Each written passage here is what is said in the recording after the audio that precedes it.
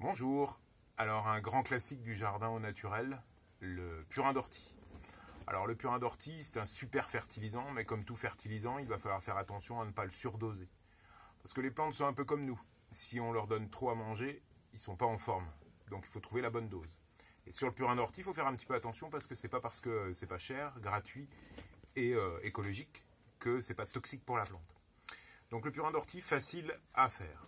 Vous pouvez vous approcher, juste une petite leçon de botanique. Attention, quand vous cueillez l'ortie, vous la connaissez, bien entendu, elle est très piquante, avec ses petits poils urticants sur les pétioles. Mais à ne pas confondre avec une autre, ce qu'on appelle l'ortie blanche. D'ailleurs, ce n'est pas une ortie, c'est un lamium, c'est un lamier blanc, qui lui ne pique pas, mais n'a pas les propriétés de l'ortie.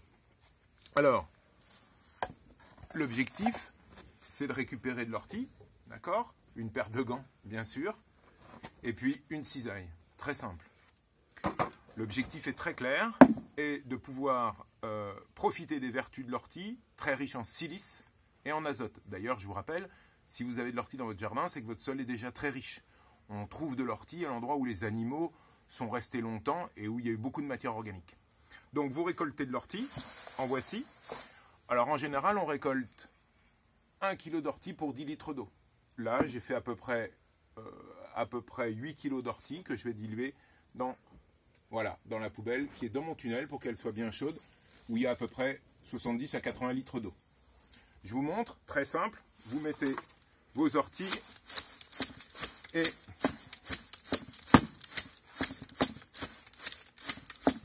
vous hachez à la cisaille. On retourne.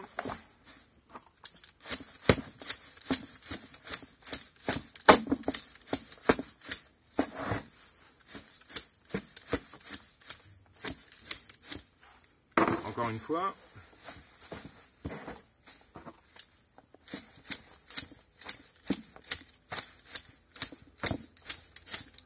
Voilà. Une fois que c'est fait, rien de plus simple. Vous avez donc une poubelle de préférence en plastique noir. L'important, c'est la chaleur. Vous mettez votre hachis d'ortie dans la poubelle. Alors j'en avais préparé d'autres pour pas que ce soit trop long pour vous, pour avoir mes 8 kg d'ortie fraîche.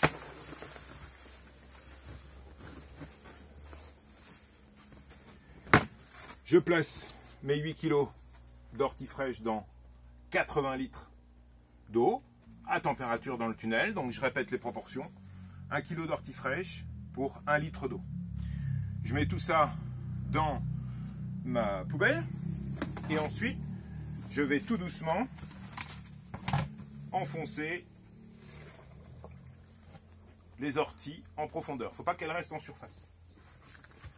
Voilà. Et là,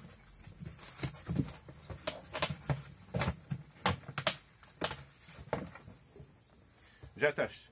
Donc comme vous pouvez le voir, ma cuvette enfonce la grande partie des orties en profondeur pour que ça puisse fermenter. Donc maintenant, on va attendre que les orties fermentent dans l'eau. Donc, on va observer tous les jours, je vous en montrerai. On va pouvoir remuer assez souvent la préparation avec un petit bâton de bois, bien sûr, pas de métal de préférence. On remue et ça va fermenter, ça veut dire que ça va faire des bulles. Tant qu'il y a des bulles, vous tournez. Ça peut durer une dizaine de jours à 15 jours dans une atmosphère chaude. Alors moi, je préfère mettre dans le tunnel parce que tout de suite, ça va fermenter. Si vous n'avez pas de tunnel, vous le mettez dehors, au sud, et il n'y aura pas de souci. Donc je répète, 1 kg d'ortie dans 1 litre d'eau. Le plus simple, c'est de prendre des grands volumes. Donc là, j'ai mis 8 kg d'ortie fraîche coupée dans 80 litres d'eau. Alors attention, l'eau, c'est de l'eau de pluie, bien sûr. Prenez pas de l'eau du robinet, parce que l'eau du robinet va être javelisée et va m'empêcher tout ce qui est, bien sûr, fermentation, ou la ralentir. Alors, tous les jours, ou tous les 2 jours, ou tous les 3 jours. Ça dépend de votre disposition, ou de votre disponibilité plutôt. Il faut touiller un petit peu, et vous allez voir, il y a plein de bulles. Toute cette ortie va flétrir, bien sûr, et va commencer à rentrer en fermentation.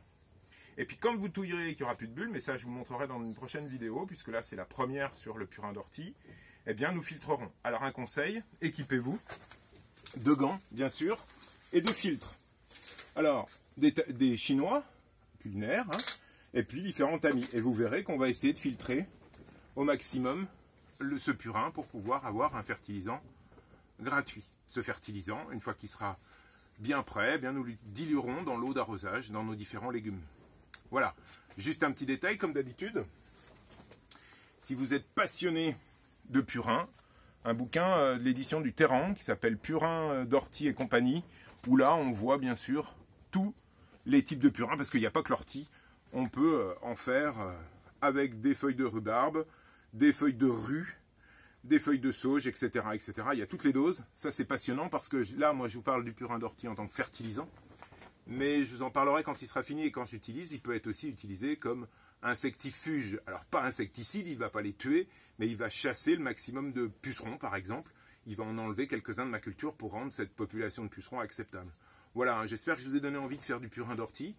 Profitez de ces premiers rayons de soleil printaniers pour pouvoir faire ce super engrais fertilisant naturel. À bientôt!